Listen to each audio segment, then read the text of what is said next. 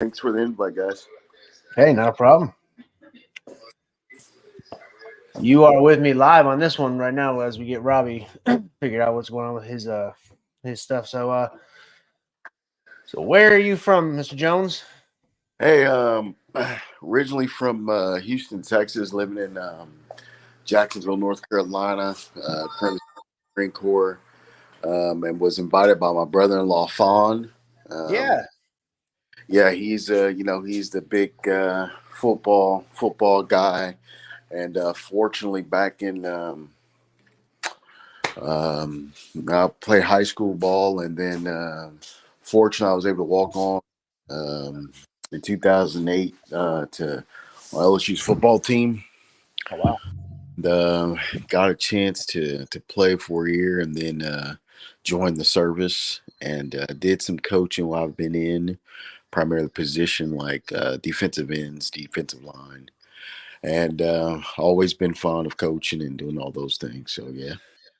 Awesome. We see got Fawn in here right now. Oh, I see you. Going on, man? That's good to Yeah. see you. Well, you say you're in Jacksonville now? Yeah, Jacksonville, North Carolina.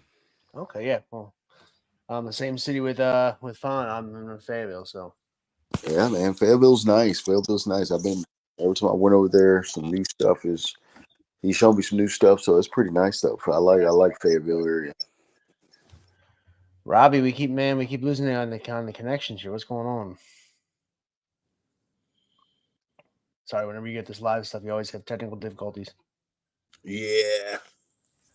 Robbie, might just have to do it this way, man. You got me, Robbie? Yeah. Might just have to do it this way. We can't figure out what's going on with the camera.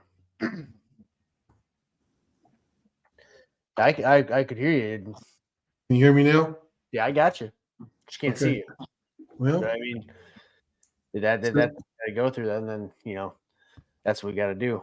yeah. If we got to do it that way, we'll just do it that way then.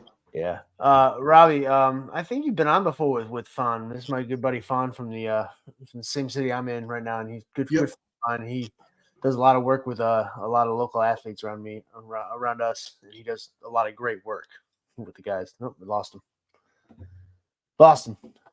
Uh-oh. Where's he tuning in from? New Mexico. Oh wow. Yeah.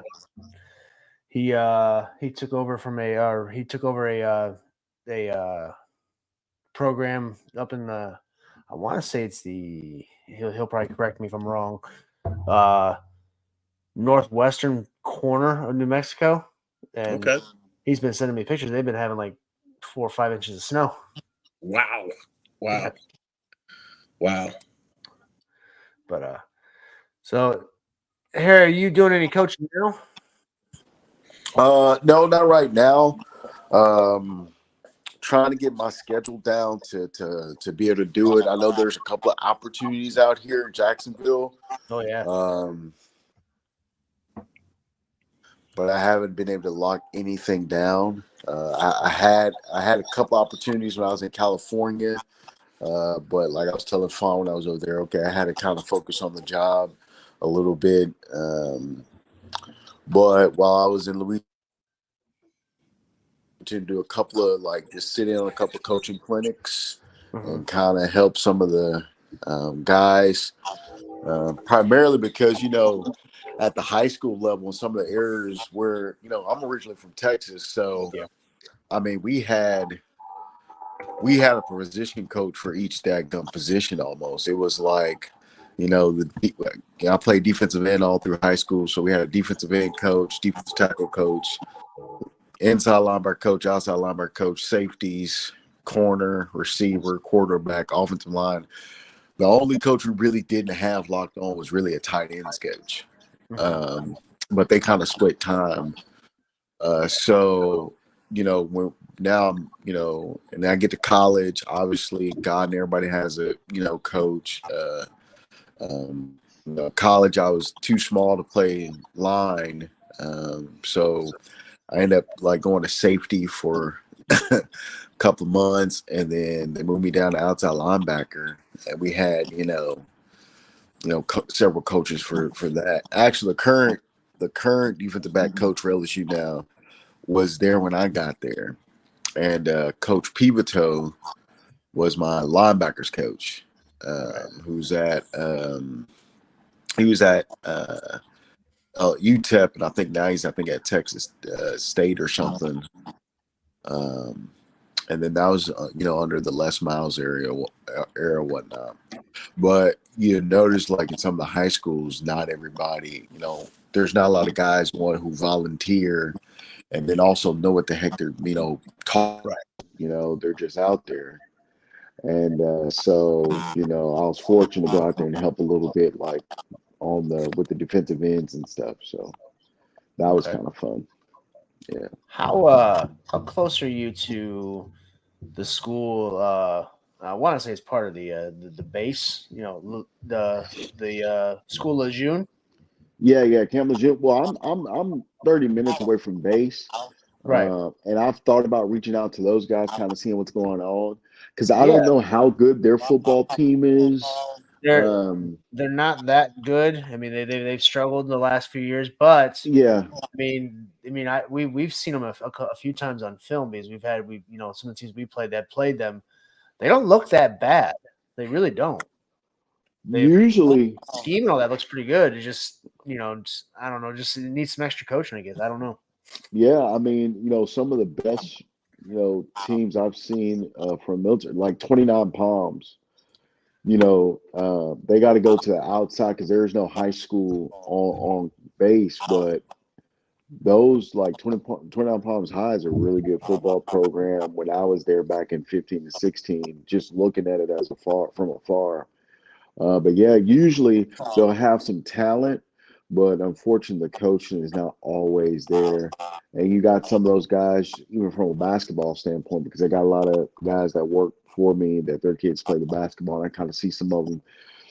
Coaches just be out there, man. They just, sometimes it's more of a little, politics and whatnot. Because Oh, the only, I know. yeah, Yeah. the only like I've actually, I was coaching soccer, little league soccer, and I never coached that in a day of my life. And I was telling, Fon, I was like, man, how the hell you coach soccer? He was like, hey, bro, just make sure they're disciplined. I was like, well, I could teach that. Yeah.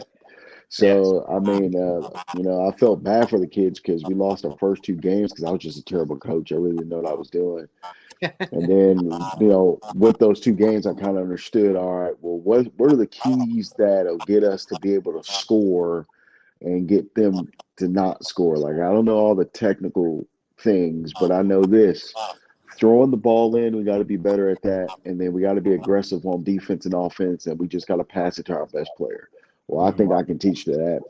And we ended up winning and beating the two best teams. We ended up beating them. They're like, dang, man. If we didn't lose those last two games, we probably would have won the whole thing. With my oldest boy and my middle son, his team, they did a pretty good job too. But that was just, that was my coaching, kind of getting my juices flowing. But the hard part is kind of understanding the kids now, being, I kind of told all the parents, hey, I'm not nice. So like, hey, all your kids gonna play, but I'm not gonna be babying them. I'm gonna get on their Right. butts if they're not performing well.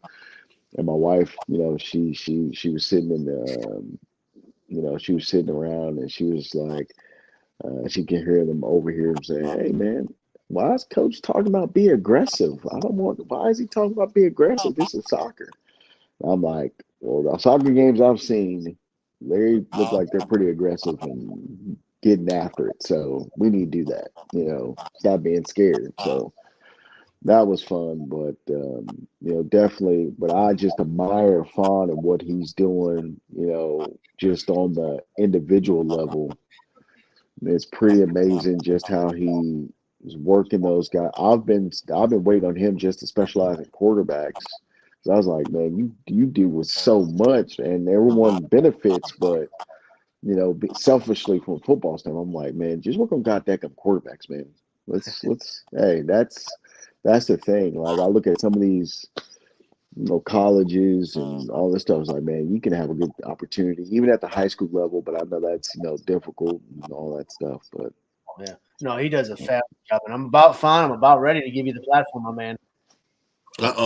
Talk it up, baby. Hey, get the audience talk it up. And, hey, the platform, the floor is yours, man. Tell us what you do. Tell us what you do. The floor is yours. You are the ultimate speaker. So, man, have at it. Well, thank you for inviting me out, Coach, and giving me this opportunity to kind of express some of the things that I do.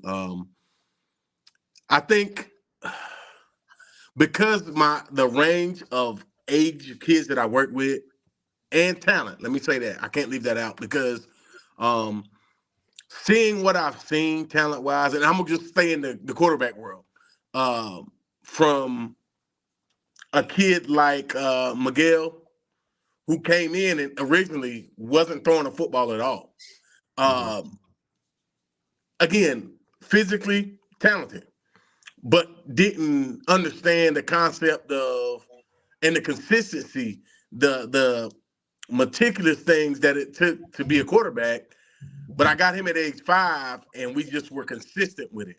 And that was the one thing, I try to really heart to parents, whether you've been throwing a football or you haven't, when it comes to, and anybody can say this, any position, you're going to have that consistency.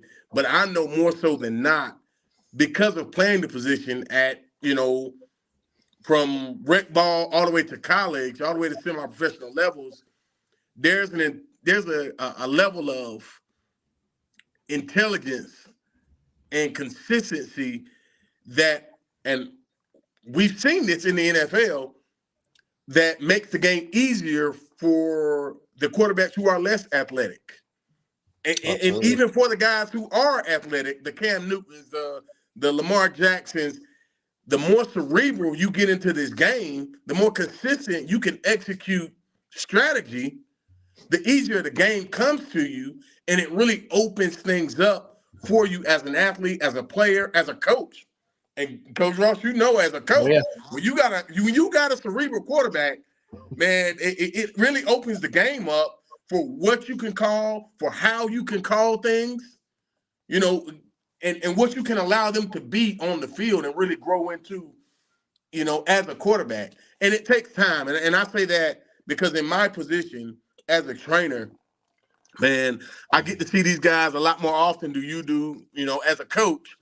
And I really get to dig into them and be really, really, really meticulous about the details. And, it takes time because I tell people, when you bring me a quarterback, a guy who you say wants to play quarterback or played quarterback, and I evaluate them, my evaluation don't just stop at, oh, he can throw the ball. Because it's way, way more to it than that. But even there's levels to this. The receiver for the 49ers that caught the 2 touchdowns, Jennings, he played quarterback. He was a 4 or 5-star quarterback recruit in high school. And look at him in the NFL. So, and I don't know how his collegiate career played out, like where he landed on this recruiting scale and what the program had in mind. So I've got quarterbacks like myself. I was recruited in high school out of Cape Fear. I was recruited as a safety. There are other quarterbacks I know that I work with currently that I won't name that could play other positions. And it's hard when you're dealing with high school athletes because, they're smelling themselves and just by chance say they were good at the high school level and they have any type of success. They just believe in their little world, in their conference, in this county, or even in this little state. Hey, I'm somebody as a quarterback, and I'm like, dude, you have no idea what you're about to encounter when you go to an all-star camp and see these kids and see the different states that rein in kids just like you to think, oh, I was good at my high school or I was good at my state, so I'm the man. Like, and I thank God for my having that experience because I can tell these guys, hey, bro, you're good here, but you still gotta. And I like using it because it allows me to push the bar on these guys even further. I move the field goal post every time. Like, you're good, but let's move the field goal post now because you're good at this high school, but what about the rest of the schools in the county? Once we conquer that, we push that bar to state. Then we push that bar to, hey, how many guys in this country are wanting the same scholarship you want, wanting the same recruiters to look at them just like you, and it allows me to show these guys why you need to consistently push. And Coach Ross, you play a great role in that because being in these meetings, I'm allowed to really open my mind up and see from a coaching point of view and dive into the fun that I love as a quarterback trainer, which is offensive strategy, and I get that perspective from you and other guys on here from all over the country that talk about technique, that talk about systems, and it helps me more than you know, because as I train and I get to work with guys who are going to the high school level or at the high school level, I get to implement to them the little things like, hey, you might not have all the time to get warmed up like this in practice. Y'all gonna go indie and you're gonna go group, and it ain't gonna be a long period of time. So this taking you 15 minutes and 30 throws to really get to your consistent motion, we ain't gonna have that. So you're doing it now, but I need you to get out of that going into high school because the coach ain't gonna have that much time to give you. And it ain't that he don't want to give it to you. It's just that they have a system in place that allows things to get done on the time limits that they are limited to, So thankfully, I have people like Harry with his experience and this platform to be able to continue to fine-tune what I do and introduce these guys from the youngest all the way up to the eldest to different aspects of being a quarterback and what it really takes, because the older they get and the more knowledge they get around the game, the more I can teach them. I try not to take them too far beyond where they are because, you got to learn to be present. You got to learn to take advantage of what you got. And like a Miggy, perfect situation. Miggy's quarterback IQ is out of this world. But if I overtrain him, and I say that in a manner, he's going to go to his 9-10-year-old team and have this expectation of, well, coach taught me about safeties and reading linebackers, and they're going to be like, dude, I'm just out here because my mom had me out here. And it's cool, man. But again, I'm grateful for the opportunity to be able to come in contact with these guys and try introducing them into things that will make them a better athlete and a better person overall in the whole, time that I get to spend with them. Yeah. No, I mean, you play a crucial role, Fon, in that offseason work where they are, like you said, developing mentally because, I'm an advocate. I'm sure Robbie, even Harry probably back me up that the mental reps are as important as those physical reps. So you getting those mental reps and you've been able just to walk them through things. And then on top of that, you combine that with the physical training as well that you do. That's a godsend, that any coach would love to have. So with that being said, if anybody's watching that is, in the North Carolina area, South Carolina, even Georgia area, look Fon up. And Fon, I'm going to have you kind of tell your contact information, but then also send it to me via text, and I will put it in this video's description. So if anyone's interested, it'll be in the description when this video goes on YouTube. So that anybody that wants to reach out, they'll have your contact information that you can reach out for anything they all need. And guys that are watching on YouTube, he's worked with my son at receiver. I mean, he does really, really good work with it, and I've seen some of the work he does with the quarterbacks. Phenomenal stuff. So any coach would be lucky to have him in the offseason working with their guys. Any coach would be extremely lucky to have him working with them. So I highly appreciate what you do, Fon, and you are a true great friend. And, anybody, like I said, would be lucky to have you working with their guys. Really would. So, again, Fon, why don't you tell us the contact information now, and then again, like I said, after we're done, shoot me a text with all the information, and I'll put it in the description. So I have Facebook platforms, Instagram platforms with Gifted 3D Training, and I have a lot of my contact information out there, my cell phone number, some emails. But you can look that up through, even if you just put in Fon Dockery, you'll be able to see where both pages are there. But Gifted 3D Training has its own page where I post a lot of things around from stuff we're doing in training to camps information to information for guys who are entering the level of high school and or even younger that have the potential to be recruited. Information on how you should be setting up your Twitter or athletes that's done it. You know, those type of things. I try to keep flowing through that page to keep the connection going, man. And it's, to me, that's another facet of what I do is trying to help these guys. If this is what you want to do, number one, understanding the work that you got to put in, but also I want to lay the path out for what you should be doing and what you could be doing and your parents as far as you getting recruited in football, period. More so as a quarterback, I got a lot more connections that way. But again, I got a Facebook page, Gifted 3D Training. You can find it under my page. The links are there, and my cell phone number, my email, and all of that's up there too. Yeah, and I will put all that stuff in the description when this video goes live. Just later on. So appreciate it, Fon. Again, like I said, Coach would be lucky to have you. So Robbie, we finally got you. Are you good to go now? We're good to go, bro. What was the deal? I don't know. I just restarted the whole computer, turned it off, shut it down, and put it back up, and there we go. All right. So, Robbie, I was telling while you were having issues with the connection. I probably told it wrong. Northwest corner, New Mexico. Did I get it right? Four corners. It's where New Mexico, Arizona, Utah, and Colorado come together, form the four corners of the United States. Okay. So, because I was telling them that you had a bunch of snow, you were sending me pictures. Yeah, you still. I mean, it still baffles me. I just think of New Mexico, and I'm thinking desert. Right. So I'm thinking desert. So right. I'm not thinking snow. This past week was the first week since Christmas that we went the whole week without either a 2-hour delay or missing a day of school. Wow. Wow. Now, Robbie, do me a favor. Now, Fon and Harry, I don't know if you guys caught, because I had him on a couple weeks ago. And he was telling me, because he took over a program it's on a reservation, correct?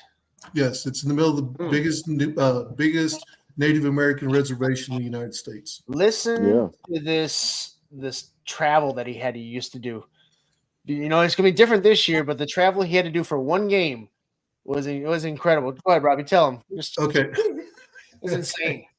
Okay, try leaving at 5 a.m. in the morning to play at 1 o'clock in the afternoon. Good God. Okay, that's one trip. Turn around, that's on a Saturday, and turn around the next Friday and drive almost the same distance within an hour of where you were going the weekend before. So in a 7-day period, we drove, what's that? Almost 16 hours to 2 days. That's insane. And see, here I'm thinking we had to do us driving, 2 hours one way to go up to the Outer Banks to play a playoff game was a long way. Ain't nothing. Right. So our closest game that wasn't at home was a 4-hour drive. Wow. Oh wow. But we're building a program that's gone from not winning a game in 2 seasons to winning a game this season. We threw the first touchdown pass in 3 years. Homecoming this year. Wow. It's building a program from nothing. Wow. Oh, yeah. That's awesome. That's awesome, man. That's great. Now you're gonna have much shorter trips this season, though. We're moving from 4A down to a 5A classification. Yeah. So I mean, we're building. Yeah. So hopefully building the right way. Coach Deason, how you doing, man?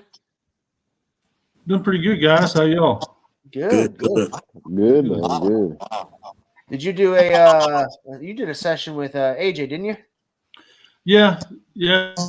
Just little, throw a little thing together. Wasn't anything, special. Well, I mean, your offense is pretty cool with all the I've got the numbering. And I like that. Sometimes I just don't like using them. Too formal. Well, I mean, you went through your numbering system with me one time, didn't you? We have a video on that way back. I think Robbie was part of it. Yeah, Robbie was there. Yeah, So Fon, Harry. I mean, if you guys go to my YouTube channel, the video I'll have to link that in the description. His offensive system is pretty cool. Wow. How he does it with numbering, and I'm gonna check that out. It's pretty cool. It's pretty cool. And like I think Lasker told you a while back, you should write a book on it. And I definitely agree with him. Man, I've got some material. Man, it's just not the right time out there yet, right? I mean, it's catching on. People see it. They're starting to use it, but it's not in demand, right? Right. Does that make sense? And everybody's got their own way to do stuff. Nothing I do is revolutionary. It's really not. It's just, it's just football. You still got to teach football. Well, I will admit I've implemented a little bit of it. I've used Yeah. I've stole a little bit from you. Did it work? It worked good for you? Well, no, I mean just some of the lingo. That makes sense. It shortens things up a little bit. Yeah. I definitely I use like it. What I like about it the most is it can be integrated into any system, really. I mean, because all you're really adding is the numbers and how you use the movement. You teach the kids your football. You learn football a certain way. You can teach it a certain way, and I'm not trying to change how people learn football. Does that make sense? And I think that's the cool thing about it is, and what people enjoy is like, I'm not out here dictating to you, hey, you got to run this wing T system or something like that. Just open your mind, have an open mind, and go play football and have some fun. What are you guys talking about tonight? It's really a free for all. So if you got anything you want to talk about, let me know. The reason I adopted some of your stuff, I'll admit that I'm a big fan of motion.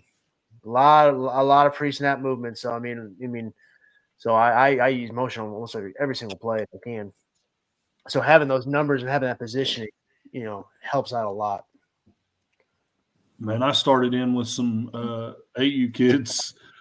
I got 2 Friday Night Lights teams this year. They're developmental kids, and I put it in with them like this. I think this is the 3rd practice, and I just put it in.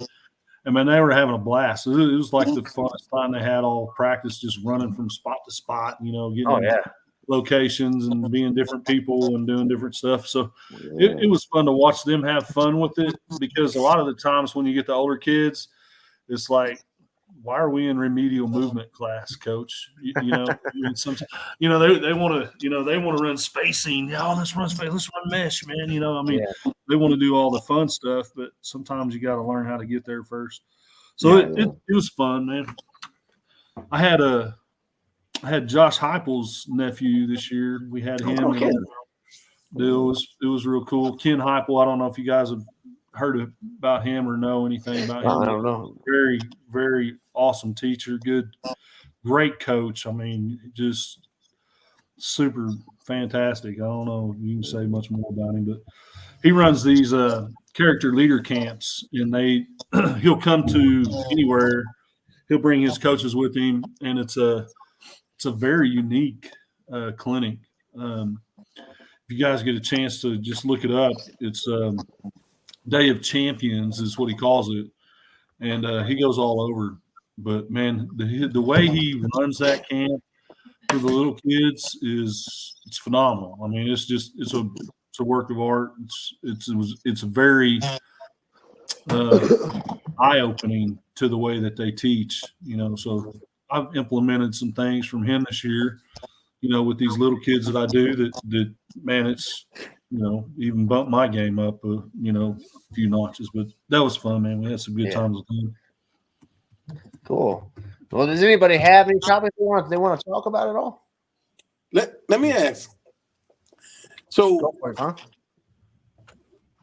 And just putting this out there, and I like it as an offensive mind, as a quarterback trainer. I like it because there's so many things to me, so many pluses to it. But and I'm talking about a transitional time. So as a coach, we went from the traditional huddle to the line being set, having a play call, then looking over, and getting a play call change, or even just the line being set, or getting the whole play call from the sideline? How do y'all, as coaches, how do y'all like that ability to get people set, see what your defense does, and then make your play call from there?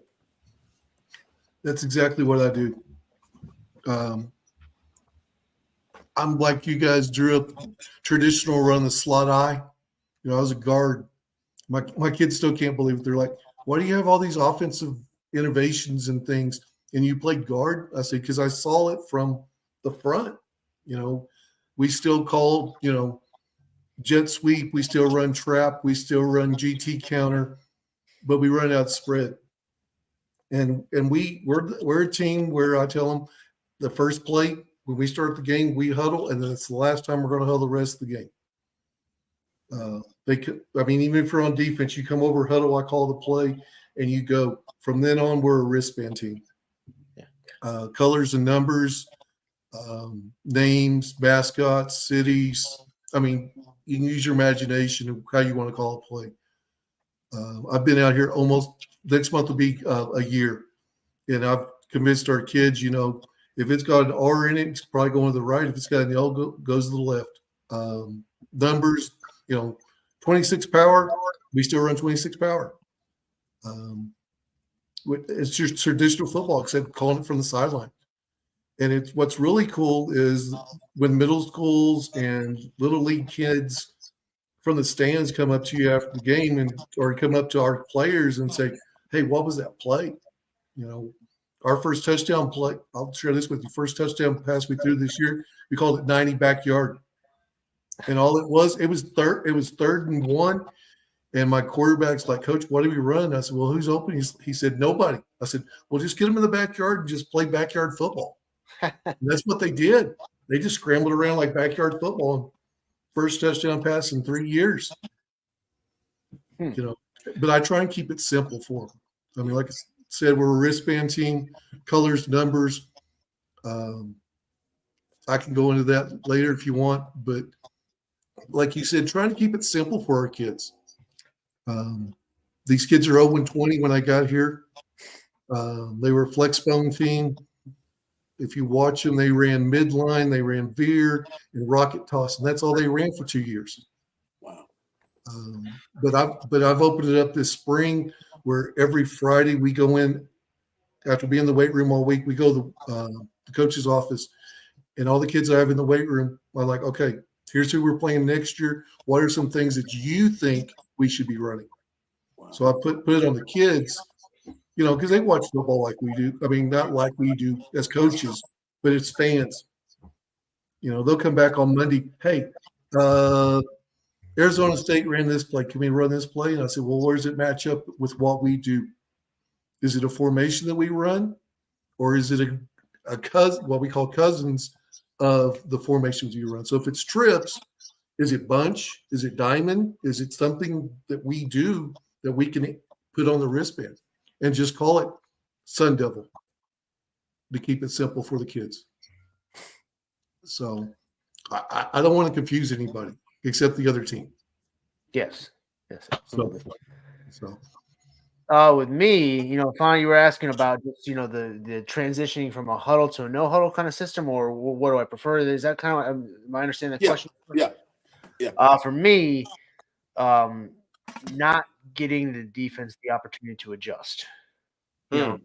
Combining, whether you stay in formations, using motions, and going fast, that all plays, in my opinion, an advantage to the offense, because you don't have you don't give the defense time to sub. If you don't sub, you don't give them a time to adjust. And then on top of that, when you go fast, mixing the motions, then it takes them out of their responsibilities or changes their responsibilities. Mm-hmm. So I'm a firm believer of, once you start getting the defense thinking, you have the distinct advantage. Not that you already had the advantage to begin with, but you have even that much more of an advantage. So combine that with going fast, on top of the fact of, me, Robbie, Coach D, we all go through this spread offense, because I've seen too many offenses where you just, just hand the ball off to the tailback 30 times a game and let that one kid win the play or win the game.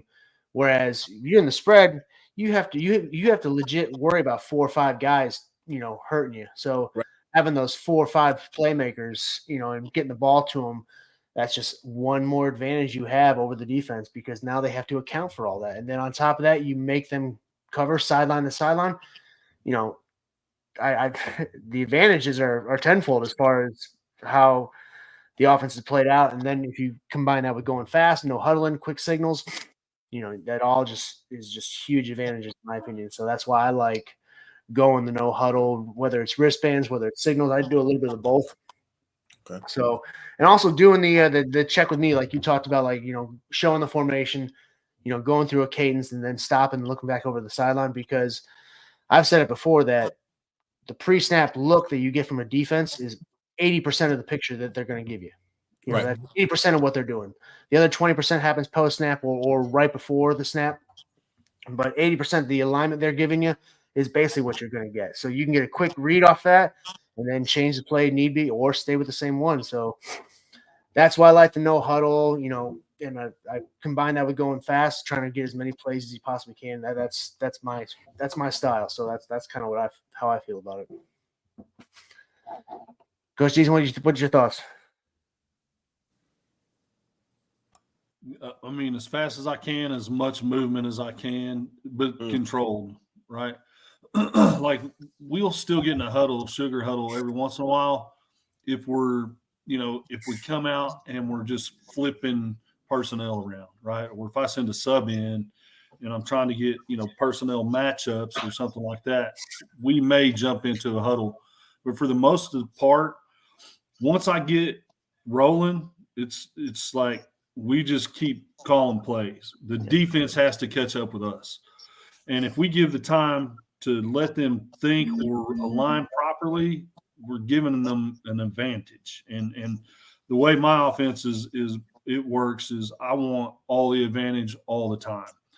And we do the check with me, but just like Jason says, 85% of the time when they line up, you're going to get what you're going to get. It's going to be some version of the alignment, because the alignment in defense is everything, right?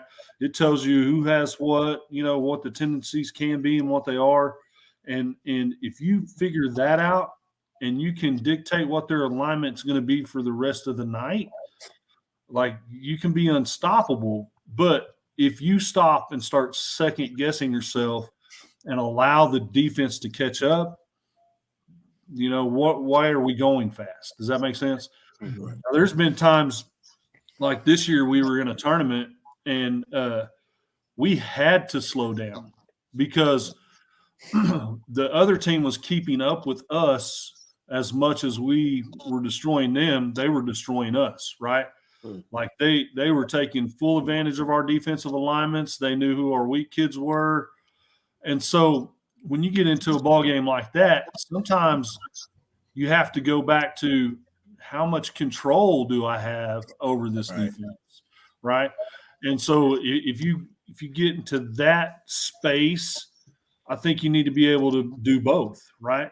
And so no huddling and just standing at the line of scrimmage sometimes keeps the other team guessing too, right? Like, why are they taking so long? And then you can make them let their guard down and things like that. So there was a time when all we did was huddle everything. And then we would come out and then I would adjust. And, I was into, last 5 or 6 seconds of the play clock all the time before we ran our play. As people have caught on to how I move, here where we play and how I play football, they will wait to line up. Like, now I get guys that will wait. They'll get into a relative position and then they won't make their final moves until we're in our cadence, right? Oh, wow. Because they know what, how I take advantage of it. If I know you're set a certain way and I'm in check with me, or we're in fast pace, what we call NASCAR. If we're in NASCAR, there's no stopping us. And if we get them to align what we want them, I mean, they're going to get ate up. So to answer your question, if you have, and in my opinion, if you have the ability to go fast and you don't need to huddle, to get that extra talk time in for your blocking rules for your linemen, and you have skill guys that know what their job is every play, then don't, But if you have anyone, like there's been times where we've had substitutions in, and we're going so fast that the subs don't know what they're doing.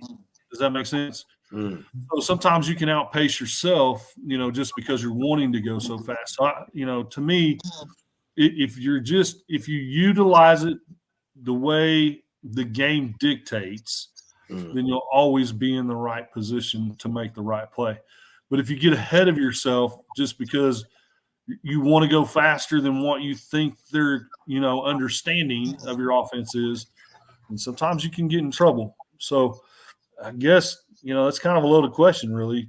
Do you depend on your kids and how fast can they go, or you just want to go fast? Does that make sense? I just want to go fast. Let me ask you this then, because you said something I think that for me, I would like a little further explanation of it, just because I think it's pivotal. You said something about control and a defense actually slowing your pace down, right? Having you to slow your pace down in order to, still or regain that control. What does that look like? So what would make you do that? Feel like I would need to slow the pace down to regain control. Well, so things like major shifts in the backfield alignment. So, like if a team comes out and they're playing cover 3 and they know you're taking advantage of them in cover 3 and they go into, cover 2, right? And then they start playing, as an example, instead of playing just straight split field cover 2, they go into like a boxed quarters look, or they just go straight to quarters. Okay. Or they come in, they were in a 3 shell to begin with, and then they come in and it's 4 under, 3 deep, right? Any type of big defensive scheme change, that's when I want to regain control of the offensive play call. Okay. Right. So Baylor, what they used to do is they would jump out into weird sets. Like if you remember watching Baylor back in the day, Art Briles was there, they would jump into like super wide alignments and have 2 stacks with a slot. Okay? And so what they're trying to gain when they do stuff like that, and I do it a lot, is I'm trying to find out who's responsible for the number 2 receiver, who's responsible for 3, who's responsible for 3 vertical, anything over 7, who carries the wall, right, has the alley, who's responsible for the run fit if you have 3 out there. So anytime you get a major structure change in defense, I do what I call breaker series, and I'll just get some funky alignment, because what happens is when they change their shell structure to combat what's going on, you need to figure out what their new rules are. Right. Yep. So as an offensive play caller. So the only way to do that is give them something that they have to align to. Right. And so now what their new alignment rules will be based off of the funky alignment. And that's how they became so successful with deep choice, with their choice routes, is they can dictate to you, okay, let's say they went to, 4 under 3 deep, right?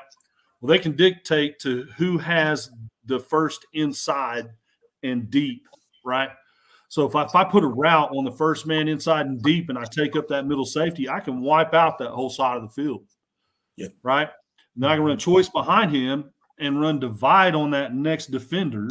So, 2 routes mirroring both sides of the defender, now make him make a choice. You see what I'm saying? Now I know who has the 3 to the inside, the wall of the 3, or the alley player. Okay. You see what I'm saying? Who's the middle of the field player? Who's responsible for first to the flat or first under, right? So all of those, when you see big structure changes within your defense and they start bringing, more guys than you can handle, a lot of times what I do when I see that is I'll just jump into a funky formation. Like I'll get quads out there, but I may have 2 stacks on one side of the field, one guy covered up even. You know what I'm saying? Because what it's going to tell you is who's got the flats, right? Who's got the number 2 receiver. And then now I can go back with that, information, reset my alignments, and start taking advantage of those rules, right? And that's why I call them the breaker series, because you're trying to break the defensive rules, or you're trying to figure them out so you can break them, in your next few plays. And sometimes it takes, like if you go back and watch Baylor, they were a master of it. Sometimes it takes 2 or 3 alignments to figure out, okay, well, now they've came into, let's just say they were in palms all night, and then they jumped into, shell 2, right? Or they jumped into boxed quarters or something like that. Well, if he ran an alignment and it didn't work out like he thought it would, he would throw another funky alignment in there, a stack or a 3 stack, or just a single, and then we'll run jet motion and flood the zone, type stuff, just to try to figure out who's got who. And so if you're trying to go fast, I think we have to build those situations into our football, script during the football game, because you never know when you're going to see it, right? Like, some guy may have looked at your film and they got your number, and they're all over everything you run.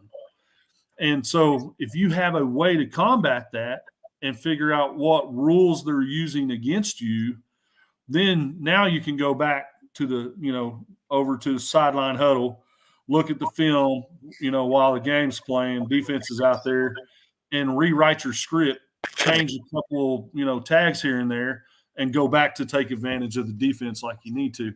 So to me, that's the part of, I need to control what I can control. Yep. And I need to try to make the defense be in the situation that I want them to be in, right? And if you don't have a plan for that, that's something that, we need to plan for. Does that make sense? It's good stuff, Coach. Thanks. It's good stuff. Did that answer your question, Fon? I think you're muted, sir. You muted, Fon.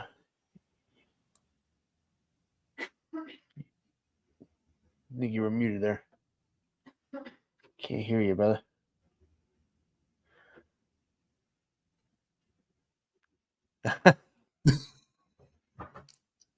Oh, say something. I don't know. Did we lose you? No, we lost you. Huh. So, Robbie, how do you do your you started the spring ball now, right? Yes, we started last Monday, the Monday before the Super Bowl. Good.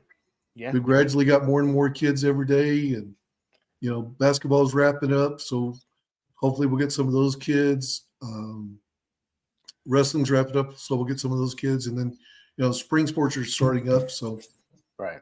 Trying to play balance. We're not in season, so we're just trying to get the basics and go over the routine of what we've already done.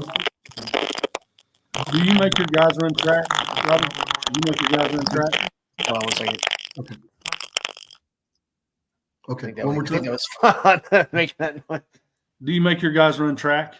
At the point right now, no. We have in the past places I've been. Growing up in Oklahoma, we did.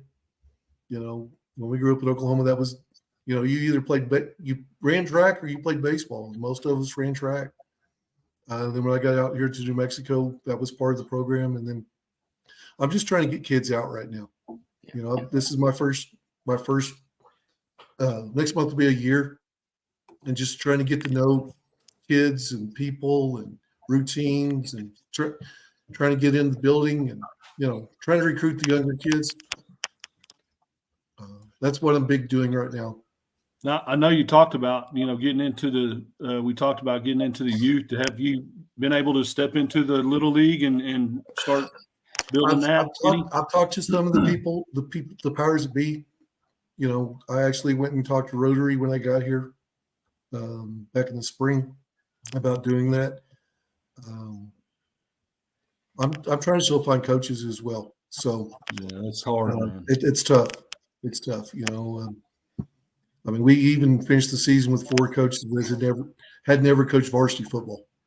Oh wow, yeah, They coach middle school, and which is great because I could, share this with you. When we started installing the offense and the defense, I put in a middle school package just to start basics.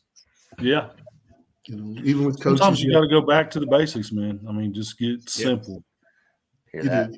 do. And that made it simple for my coaches. Day one, we've talked about install before, just by making it simple for the coaches, so the coaches could teach the kids. Yeah, And now this spring, the kids that were there with me since last spring are teaching me what I taught them. The kids are that's teaching me back, which, as a teacher, if I can teach you and you teach me back, that means you've got it. yeah, absolutely.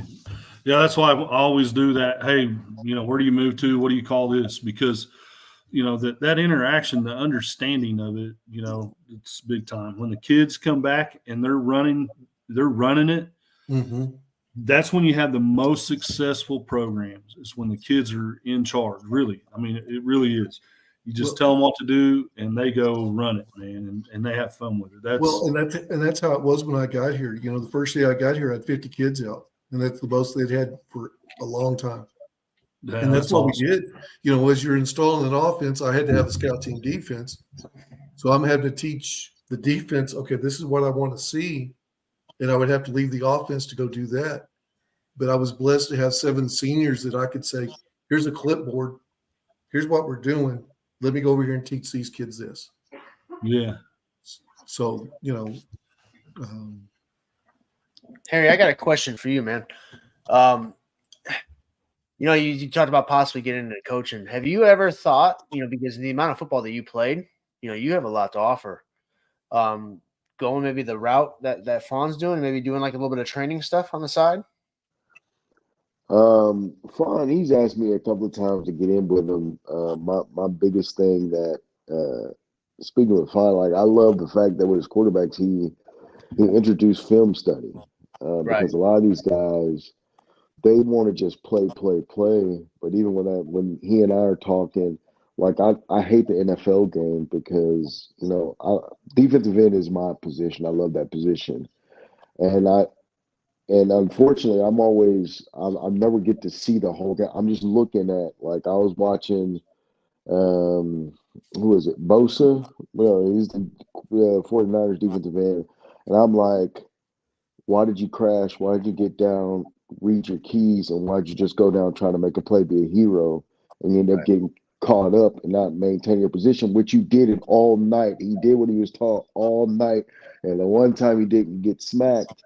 And I'm like, that's the thing right there. Kids, like you said, having fun learning it, but once they really know it and understand, okay, you're a part of the team, don't try to play hero, be the hero in your role and do your job. If you do your job, everything else will click. And so, like, I've had like a few opportunities at a couple of high schools being able to teach defensive ends. And really, the only thing that I just, like, you talk about basics, like, if when we have our individual periods, like the spring, I love that time period because we're in the gym, we're running, and then we just do, the little things like, hey, technique, what are we doing when you see, hey, base? Like for defensive end, it's kind of simple. Like there's only really 4 or 5 blocks that you got to read, but are you maintaining those? It's not about, and I hate that, like, how we, how I'm a defensive guy. So when I hear, all right, we're trying to match positions as a defense guy, I hate it because I'm like, well, now I don't have a guy that can do everything. Like we're having all these specialists, and these specialists are going to get caught because the offense, you guys are smart. Hey, look, you're trying to match them, and they're kind of going to put you in a position to where, oh yeah, we wanted that guy to be here, and now we're going to take advantage of you. Just like when I see Dallas, like you're coming in there with this light set, and all we're going to do is just run the football. I mean, there's nothing for us to do. We're not going to get out of character. We want to do what you want us to, beat you in this aspect because they're thinking it's a passing league. No, we're going to run the football down your throat. And by the time it's like, oh, we got to make a change, sometimes defensive players, our pride kicks in and it's too late. And you offense guy always kills us. Like I'm listening to you guys, I'm like, yep, that's what they're they're going to do something crazy. Yep. What do you do? And then the coach, you look at the coach, he's like, just play football, son. Oh, that's not the answer either. And it's like trying to, and that's why it's so important where, all right, what are you doing in film study to where, okay, if you want to be in a chess match where, hey, the offense is making an adjustment right now on the fly. Okay, with that, what are we doing to read our keys, continue with our techniques? Because you don't you can only do so much. Everything is reactionary, so you have to be good at the things you got to. You got to tackle. You got to read your keys and do your assignment, and don't get outside of that. And I think sometimes with me and like seeing some of my buddies coach and how the parents and kind of those things, I'm like, I don't know if I'm built right now because even like I said, coaching my little league soccer team, don't know anything about soccer, never played soccer. And the parents are already kind of jumping on me like, hey, why is he teaching about being aggressive? I was like, I don't know what else to do. I don't know, but I know how to get it done. But yeah, I would love to kind of, I don't think I'm there yet to be able to do individual as where Fawn is at. But I think I know the game well enough to be a part of, a position coach and like, hey, what's your role within the scheme we're trying to do? But most importantly, be able to, okay, what the scheme is now. What happens when the offense know what we're doing from your individual standpoint? What are you doing to make sure that you're still performing at an optimal level? And being able to understand the keys so you can tell me what's going on. Hey, coach, I see this. And like you said, it's fun when you got guys being able to come to the sideline and say, hey, coach, we're running this play, but I see them in this. We probably need to do this. And it's like, hey, well, hey, son, you got it. Now it's your team. Go play. Go do what you got to do. And so, I mean, and it's been truly a pleasure getting to listen to you guys communicate and just talk about some of these things, man.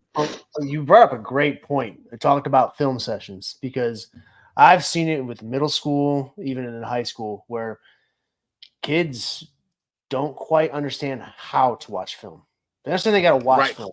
They understand they got to watch it, but they don't understand how.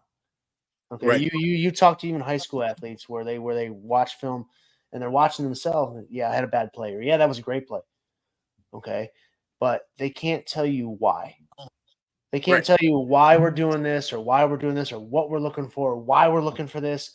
And what they don't realize is the sooner you can do that, the easier it transitions onto the field. Once you can understand it through the film and understand why we are doing what we are doing when we are doing it, then everything else becomes that much easier because, like you said, all of a sudden that light bulb turns on and say, hey, we need to be doing this because they're in this coverage, or they're bringing this kind of a blitz, so we need to run this RPO or whatever it might be. If you can get the kids telling you that before you even see it, then they got it. But that's the one big issue, especially when you have the ability with film, is that kids don't necessarily know how to watch film. They know they need to watch film, they know they can watch film, but the problem is they don't understand how to do it.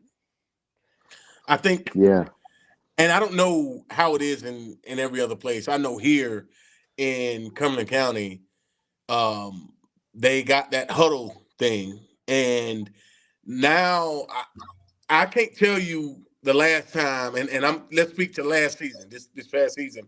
I can't tell you how many times I'm asking my quarterbacks, hey, you need to talk to your coach about, what you're seeing when you go in and y'all are watching film. And he's like, we don't go in and watch film. Like, we have a certain amount of hours of film that we're supposed to watch on our cell phones. And I'm like, dude, I'll sit down and watch some film with you, and there's no way a coach told you to go watch film and expected you to know what you're supposed to be looking at, because we're watching college games and your eyes are all over the place. And I'm as a trainer, I'm freaking out like, dude, no way you don't know. Like Coach Ross say, hey, oh man, that was a great play. That was a great throw. Like, but there was a reason he did that, and there's a system to this thing even deeper. And I'll speak to quarterbacks even deeper than it's a cover two and what concept we're running. Just to say wide corner with the smash, with the corner, the hitch. Okay, so as a quarterback, and this is just me as a trainer, I'm looking at, okay, he wants to read in between or read over top. But I'm like, wait, back up. What coverage are they in? But more than what coverage are they in, why are they in that coverage? And Coach Ross really helped me see some things clearly, speaking to some stuff in their last playoff season. We sat down and we spoke. We had a discussion about some of their playoff games and the stuff that they were seeing as a coaching staff and how he was teaching his guys. And it really rang with me. And that's why I say I love being in these meetings, because my role as a quarterback trainer, and not being affiliated with the county or the school regulations, when y'all don't get to see these guys, or when you say these guys need extra work here or there, their parents are coming to me, or they're coming to me, and I get to instill these things and work with them on a deeper level and a more consistent level than what y'all get to see. So having that, that mindset, that perspective is just totally awesome. And Coach Robbie, I think it's cool, something you said earlier, like the guys are going home and watching football and coming back. This is something I personally do in my training, especially for my quarterbacks. I hark on them guys.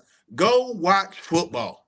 Like, and I say that a little generally to my younger guys who they're not really into the details yet. But my older guys, my quarterbacks, I'm like, guys, if you're not watching football, I don't understand how you think you're going to get any better.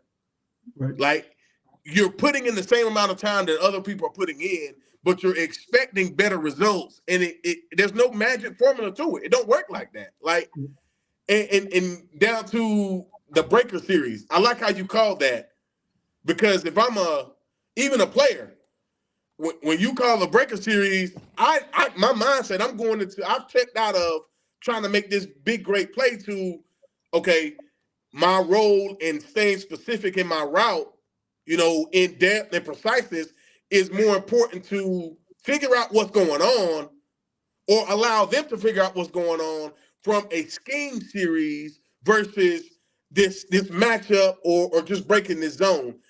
We're trying to get into an optimal position, and as an offensive team going on the field into break, when we hear Breaker series, now we know, okay, we need to be looking for what they're doing when we're doing this. We need to be looking, so now you're getting guys coming back to the sideline or coming back to the huddle who now can give you the feedback. Hey, coach, I ran this team and safety stayed with me the whole time. Like, he stared at me. He never looked at the quarterback. His hips was on me.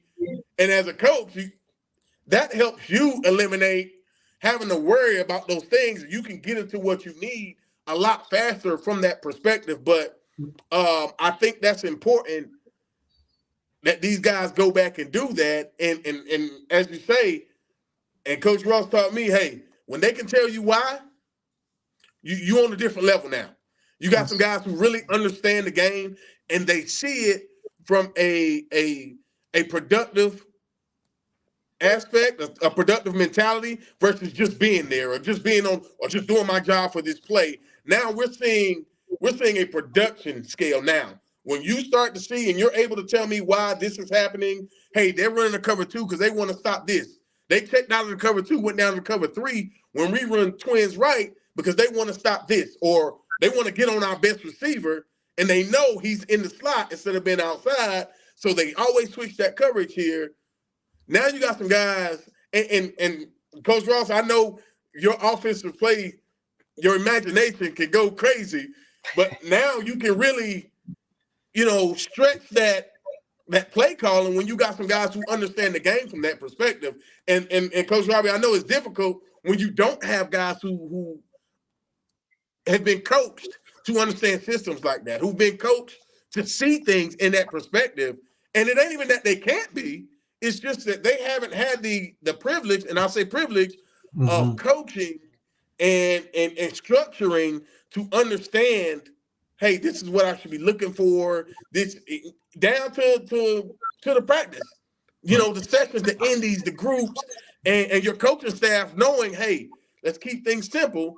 And in Coach Ross's words, then we'll add tags to our simplicity, and but we got to get a foundation somewhere, even if it's structurally from a play point of view, play calling. Hey, this is our base when we run twins right. Now, we want to add some extra, we tag to that. But you got to get twins right first, or none of this works. So I think it's cool being able to, and I really dial all that back to that check play calling. Hey, look over here. We're going to call this lineup. They line up in man.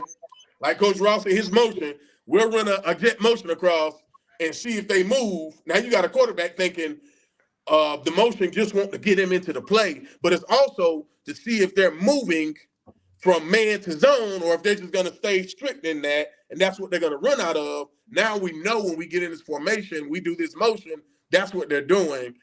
That whole idea, man, is just a different level when you get guys thinking on that. And again, as my quarterbacks get older, as my receivers get older, and Coach Ross will tell you, because I'm like this with his son, and he ain't even at the high school level yet, but I'm teaching my receivers that come out and catch for my quarterbacks or that come out and train, hey, you can't just line up and think that you're just going to run a route. It don't work like that for the best receivers. You can, as a defensive coach, you can strategize for great athletes and just put them in positions that they're just not successful in, no matter how fast or athletic they are. So as a receiver, I'm training kids at an early age, hey, you don't just get out here and just line up.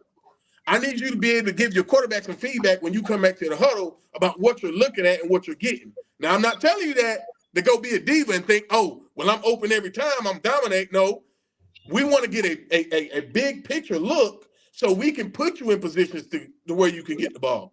But if the only thing you're doing is just lining up to run a route and saying, man, I'm not getting the ball all game, first of all, it's selfish. But second of all, you're not learning anything and you're not helping the overall picture. So you're not helping yourself ultimately. So, I try to teach that early, and it's, not just film.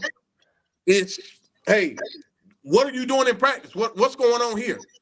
That's where you practice this thing at, and you learn this thing. You learn this thing in training. You don't just learn this thing over reps. You can do a bunch of reps and do it the wrong way and go a long way the wrong way.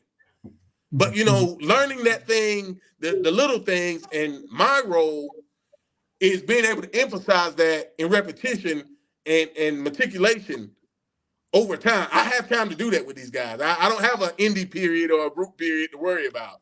Hey, we're going to hark on this, and we're going to hark on this until you start showing me some understanding of it and some consistency in executing it, and then we'll make some changes, and I'll build on that. But having those ideas, and just hearing y'all's perspective on it, it really helps me as a trainer be able to continue to implement and know that what I'm doing is the right way. I think you're exactly right. One of the things that we teach is, for example, if you play receiver and you play corner, take what you learn at receiver to defeat that corner.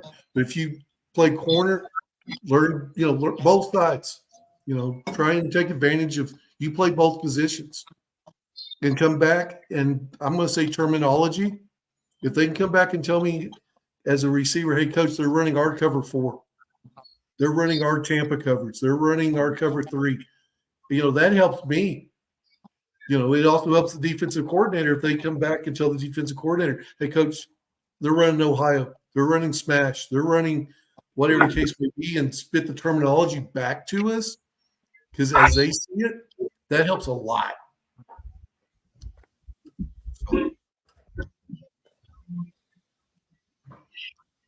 Who's next? Say hi to Coach Tony. Coach Tony, welcome, man. I mean, you're kind of at the tail end of it. Coach? Hey, how's it going, guys? How's it going, Coach? Good. Hey, good. Yeah, sorry about that, man. I'm lost track of time. You're fine. You're fine. Coach Tony has now jumped down the rabbit hole of the air raid. Yeah. Yes, that's good. Yeah, he asked for my help over the past spring, and this last fall was the first year running it, correct? Yes, sir. Yeah, so it had its bumps, but I kind of told him, that first year you're going to have bumps in the road, trying to get it, that transition period, because you went from you said wing tee, or was it wing tee, or was it flex bone? Single wing. Single wing, that's right. Okay, so single wing to the air raid. So I mean, it's a pretty significant jump. Yeah, dinosaurs of all dinosaurs, right? So he's gone down that rabbit hole, and he's not looking back, from my understanding. Yeah, trying to get a better understanding of what's going on and how to become a better coach as far as the system goes. Because like Coach and I were saying, you get in there and first time you make a couple mistakes. Well, I made more than a couple mistakes. Let's be honest.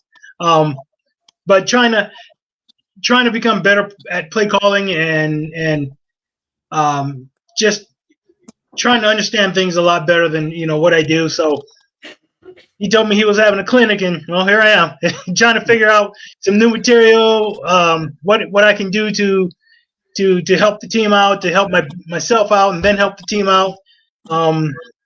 Yeah, like I was telling him, I don't exactly know what I'm gonna get from 1 year to the next. So it's kind of rec ball. I have, what do I have, 6th and 7th graders this year, and some of them return, but I don't know what's coming up because the way the league is structured. So trying to figure out what to implement, what not to implement, and how to structure things better so that the kids understand it and I understand it. And that was kind of my struggle this year, was just with the kids, understanding what routes they're supposed to run, what they're not supposed to do. And so that's kind of where I'm at now. But you got a better feel of it going into your second year, correct? You kind of saw what worked, what didn't work, and what you can adjust on too, right? Oh yeah, definitely. Much better than last year. So, last year was rough, but I had fun with it. I mean, we won 2 games. It was rough, but it's just kind of weird. It was a bad season, but I had a lot of fun losing, I guess, if that makes any sense. I learned a lot. I learned a whole lot about the offense and what things I can run with the kids I had. So, and not only that, but personnel decisions, who to put where. Right. So, yeah. And coaches, I do have a question about that. Do you feel, do you try to fit the offense to the players or the players to the offense, and then also for the defense, like, hey, that I got this crop of talent to where now I can probably run a better spread offense and whatnot, air raid offense, whereas you're seeing, because unfortunately going through the middle school and high school ranks, there you get what you get, right? How Yes, do sir. you kind of delineate, well, hey man, I don't have a guy that I don't have a quarterback that can master this offense, or I don't have the receivers that can master this offense, or I don't have the offensive line that can master this offense. We need to do something that's catered to their skill set. Or do it's like, hey, look, no, I have the teachers and the time to be able to teach them, because unfortunately, like Fon has a lot of time because he has time. But from the coaching standpoint, you guys only have a short amount of time to kind of get this in and really to kind of grow. Like, I know when I was coming up in high school, the cool thing about it, our middle school kind of did the same freshman offense. So when we came in, the offense and defense was virtually the same. It was virtually the same because it was kind of taught at a younger level, and then we just built upon that. But not everyone has the same thing everywhere. So that's one of the questions I had. Is how do you tailor your offenses? Do you just, hey, I'm gonna teach you guys my offense, or it's like, hey, we don't have a skill set, we're gonna go somewhere else offensively? That's a great question. Are you asking me or? Well, I'll take it Everyone, first. because everyone. Oh, okay, that's a great question. Yeah. Me personally, I'm a system guy. So I believe in my system, and I believe that system will work basically, across the board as far as what kind of athletes I have now. Obviously, if you have one extreme or the other, obviously you got to tailor it around. But I'm not the fan of where you have to tailor your system to the type of athletes that you have. Like, say for example, maybe you have athletes one year that are more geared towards the wing tee, and then the following year you're more geared towards the air raid or whatever it might be, and you keep switching back and forth. I don't think you do yourself justice. Whereas if you simplify your system, and call things to the strengths of what your athletes are based on what your system is, I think you can be just fine with that. So, if I have athletes, if I don't necessarily have the athletes to stretch the defense down the field, well, then we're not going to call plays like that. We're going to keep it simple and short. But if we have the athletes where we can stretch the ball vertically, then yeah, actually, absolutely, that's going to be part of our game plan. So really, it does gear towards the type of athlete that you do have, but I still believe that you can still run your system, the system that you believe in, whether that be the air raid, whether that be, the wing T, single wing, whatever it might be. I still believe that you can run your system regardless of the type of athletes you have, unless you are at that one complete extreme or the other. So that's my opinion. I don't know what the other coaches think. I totally agree with you. I mean, you got to fit it to your kids, but like you said, the simplicity comes into the system of fitting to the kids. Like you said, if you can't stretch the field vertically, do you need to throw it horizontally? Do you need to, if your kids can't understand, as we talked about earlier, the no huddle, do you need to huddle? Do you need to slow it down a little bit where they can pick up on the concepts? As I said, we started our system this year. We started with I had coached in middle school for 5 years. That was what we started off with. And then we just added to it. We're a concept passing team, so we could add concepts as we go. Just try to make it simple for your kids. Here's another word: make it fun. Make it fun for everybody. Not just the kids, but the coaches on the sidelines. Parents in the stands. Things like that. Get them bought in is my big thing. Okay. So how do you? When you started, were you more heavy, more run heavy, or were you just pass heavy? And what kind of quarterback did you have? Were you under center? Can you run this thing under center? Personally, I think you can run it under center. It's just how comfortable the kids feel by going under center. There's kids, they don't. I mean, when we were kids, everybody was under center. Nobody ever thought anything about it. But now, kids are a little squeamish about going under center. But when we started with the system, we just, said, okay, what are 10 plays we can run? What can our kids understand? What can we add to after these 10 plays? But let's masters these 10 plays. I came from a program where we spent the whole spring going back through the previous season, spending 2 weeks on each team we played. I mean, it was just like the season, except we didn't have helmets and shoulder pads. During the athletic period, we went against that team for 2 weeks because we were going to see them again the next year. So we gave us time to practice against those teams. But we were pretty run heavy, and then we got a new coach, and he scrapped everything we'd ever done. We led the state in rushing and passing one year. The next year, we went from the spread to the wing tee. Total opposites.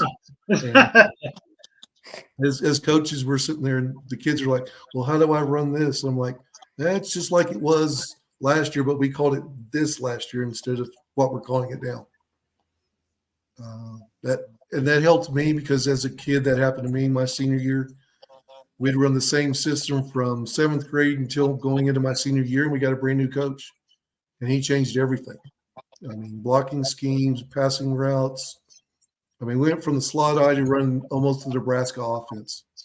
I mean, exactly like Dr. Tom Osborne called his stuff. So, I mean, simplify, and as Coach Mackey says, cut. Yep. So anybody else got anything else? Because if not, we're gonna kind of cut it a little bit. About an hour and 20 minutes we've gone. So anybody else got anything? Last final things?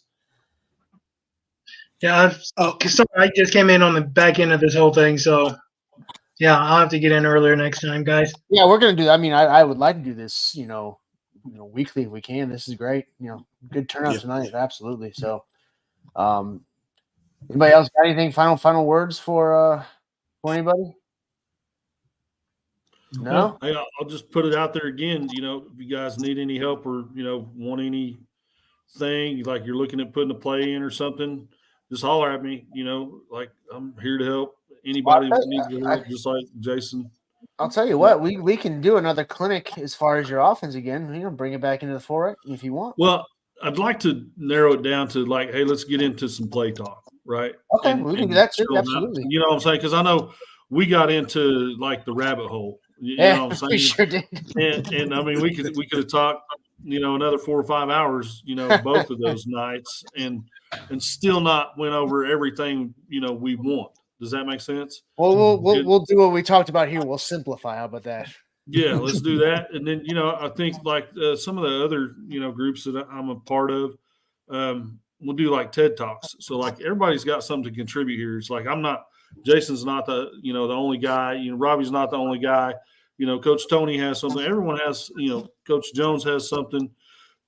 Fon has a lot of stuff. To share, right? So I think when you get into things like that and it helps our community, yes, I think it's going to help us all throughout the year and years to come.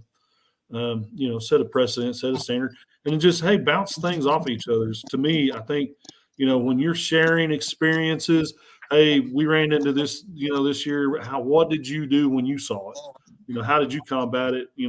What was your most effective play for this year? Things like that. How did you run it? How did you teach it? Make other coaches successful, because everyone's sitting here, we're not playing each other, right? Right. You see what I'm saying? So, but now I will say that as a community, you don't want to probably go out and go get your enemies over there and bring them into your TED Talks or whatever. But if we can have fun, man, that's the most important thing. And I appreciate you guys' time. This community, man, it's all about just bouncing ideas off each other and growing as a coach and growing as a community. So I mean, I love this community and just everyone that's involved, and I want to get back to it as much as I got out of it, really. So I'm here to help as many coaches as I possibly can. Coach Tony, he reached out, so was willing to help him. Met the other guys throughout the community, and you guys have been, I've stolen stuff from everybody. So, and I'm sure vice versa, other people have stolen from me. So it's all, it's a give and take community, and it's great, and we're all here to help each other. So if we can do this more often to reach out to more coaches, then all the more for it. So I appreciate it's not y'all. Stealing if you ask. What's that? It's not stealing if you ask for it. That's true. That is true. That is true. But I appreciate all that you guys coming on tonight, man. It was awesome. It's been fun. But I mean, we need to do this weekly, at least until the for us spring ball starts up. Then it's hot and heavy. But until then, we should try and do this a weekly thing, like maybe like a Sunday night if we can. When do you guys get spring ball? We probably will start. I want to say maybe mid-March. Okay. Mid-March, late April. Or Yeah. Now. So What's that? See. So we're training now. Oh, okay. We'll go to Texas next week. We've got a tournament in Texas. We're going to take Josh Heupel and his boys down there again. See if we can get some more nuggets. Nice, man. Hey, throw some film up for that. I'd like to see some of that. Man, I tell you what, the past few years, people have been like recording our stuff because, we're just dominating, and we do record stuff, but I don't like throw it out there, right? And we get beat, man. I mean, I'm not saying we're the best thing since sliced bread out there. You know what I'm saying? We get beat, but I think the coolest thing is like when you got, as an example, Metro, the Texas Metro, they're the A squad elite. I mean, they've got some 6'4" kids that are 11 years old. Man, they're just pounding dudes out there. They've never lost a game. You know what I'm saying? Mm-hmm. But when those guys go and the only thing that they post is them playing us, like they don't play nothing else, that's kind of that makes you feel good. You know what I'm saying? Absolutely. Like, but what it has done for us is it makes it harder for us to compete everywhere we go, because everybody's got film, of what we do, because it is unique. I'm not saying it's more different than anything else that's out there, but it's unique. And when I see the Texas guys emulating what we're doing in Oklahoma, that's pretty stout. Because I've seen some stuff I know only we do. Like I know that's our route combos. Nobody else has seen that unless they played us in Oklahoma, or we went to Texas and played it. But when you see Texas team, Arkansas teams, Nevada teams, we had some teams come in from Hawaii last time, to come play, and they wanted our B bracket. They wanted to be in the same bracket we were. I mean, and that coach was very adamant about it, but they want that stuff. Like people want to see something different, than what's out there. But so you can go Google up OKC Elite versus Texas Metro and stuff. But I mean, I've got film. Yeah. You guys want to see, like what my 7th graders did this year. We've got, our championship games. We've got our spring league that we did. So if you guys want to see some stuff, like I got a really cool counter play we ran last year that I've been showing, a lot of high school coaches that I love it. It's a good play. But we set it up with power, there's like anytime y'all want to see anything we've done, man, just holler at me and, I'll put it together and show you what we did. But definitely plan on bringing you back on again here stuff. soon. So absolutely. Well, I appreciate it. Yeah. But again, any parting words before we sign off? Just Nope, thank you, Jason. Hey, appreciate it. I want to see you guys stuff. What y'all did this year, Jason. I want to see your wrinkles, man. You know what I'm saying? Because like that's how people build and grow, right? I mean, like if I was out here showing everybody Bixby offense, football everywhere would be different. right. But I'm not doing that. You know what I'm saying? I'm not gonna give away a bunch of secrets. You know what I'm saying? Some of these trade secrets are still trade secrets out here, and until you get into smaller groups like this, you don't really want to pass them out, right? Because eventually someone somewhere is going to get in your group and they're going to see what you're doing, and it's not that you don't want them to, right? Again, assimilate, but it's better if you can keep it closer to your shirt. I hear you. Yeah, but I'd like to see it. I'd like to see what y'all did. You coached with Joe, right, this year? No, I coached against him. Him and Cole. Yeah, we played them week 1 and we beat them this year. They beat us last year. Awesome. We beat them this year. So that's good stuff. We got up on them just real quick. We got up on them 24-0 at half. Nice. But then they scored three quick times start the second half, and it got into a little bit of a slugfest there. Ended up winning by 10. I think the final score is 46-36. Wow, that's a good game, man. Yeah. I mean, when you're talking air raid, they have a stud receiver, and if you hear Joe talk about his stud receiver, he was only a junior last year, and he's legit.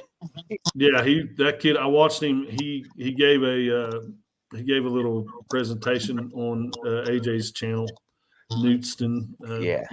And he's legit.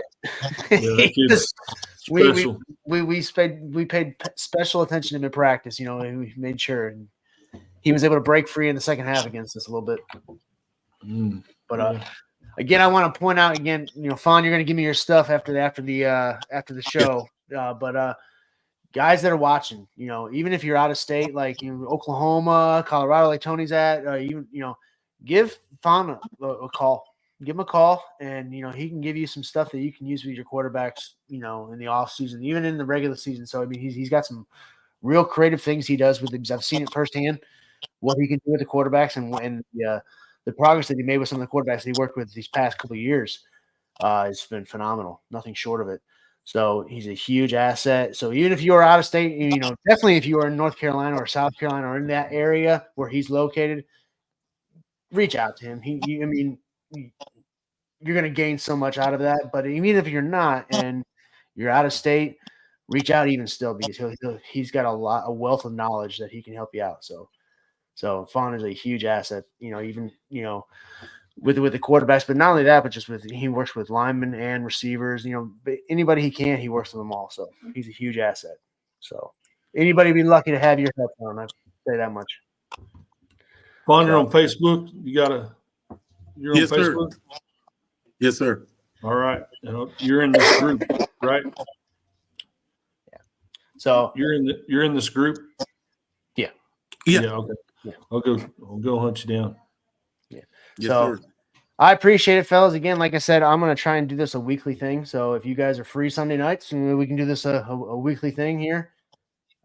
So if anybody else got anything else, guys, it's been fun, and I appreciate you guys coming out and hanging out with me tonight. Yeah, everybody's thanks, at Coach. Facebook. Thanks, guys. Was that? Yeah, Coach? thanks. Thanks, guys. I was asking, everybody's in Facebook. What group are you in? Man, I'm in We're in a all of them, bunch really. of groups. Yeah. Air raid. Middle school air 101. raid, the Yeah. air raid 101, the offensive coordinators. And then there's so many of them. Okay. Yeah. Right. Start joining them, and you get a wealth of Right. knowledge. Just start joining them. And there's so much stuff. That's the going best bet. around. Just start joining. Yeah. Yeah, I'm not on any social media, so a lot of my stuff is I just go to Fon and I just air out my grievances, and then he's like, "All right, cool." Well, Fon is a social media divine, so I mean, he's all about it. So he knows how to handle it, he knows how to use it, and he knows how to orchestrate. That's for sure. Oh, most definitely. Okay. Yeah. I'll come you guys down. Right. Yeah, I appreciate it, guys, and we will hopefully do this again next week. Hey, Jason, right. does this have a ability to do like screen share and such? Oh yeah, it does. Yeah, we can Okay. do that. Not a problem. Absolutely. Sweet. Great. All right, man. All right, fellas. Thanks, All Jason. right. Yeah. Good one, guys.